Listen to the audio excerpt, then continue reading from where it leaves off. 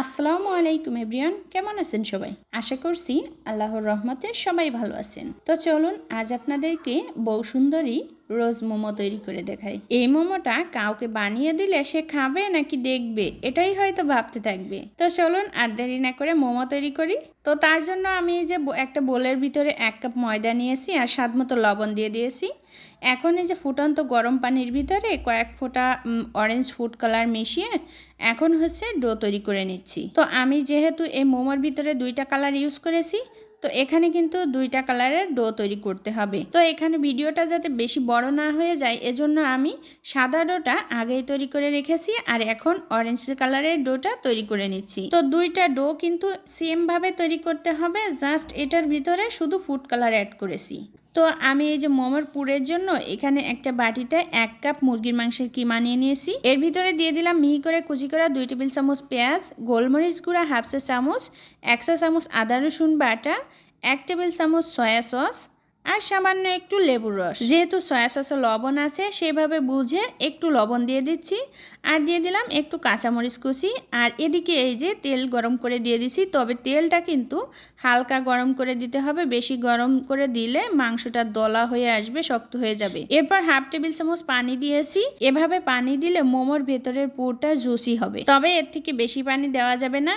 আর মোমোর পুরটা রেডি হয়ে গেছে, এক সাইডে রেখে দিলাম।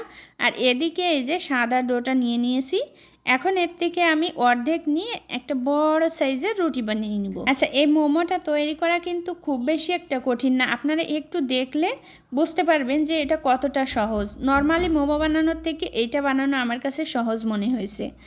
তো এখানে আমার এই যে রুটি বানানো হয়ে গেছে বড় করে। এরপর আমি একটা গ্লাসের মুখ দিয়ে কেটে নিয়েছি।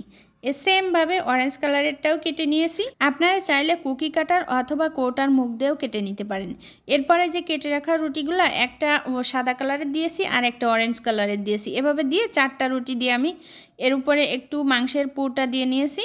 এখন এই যে ভাঁজ করে দিয়ে দিচ্ছি। তৈরি হয়ে গেল কত সুন্দর একটা গোলাপ ফুলের মোমো। ঠিক আছে, এখন সেমভাবে আপনাদেরকে আরও একটা তৈরি করে দেখাচ্ছি। দেখুন কত সহজভাবে তৈরি করা যায় এই মোমোটা। আমার কাছে তো মনে হয়েছে নর্মালি যে মোমো তৈরি করি আমরা ওইগুলার থেকে এটা আরও অনেক বেশি সহজ। তো এই যে সেমভাবে একটা তৈরি করে নিলাম আর এই যে দেখুন কত সুন্দর দেখাচ্ছে। ওয়াও, মাশাল্লাহ।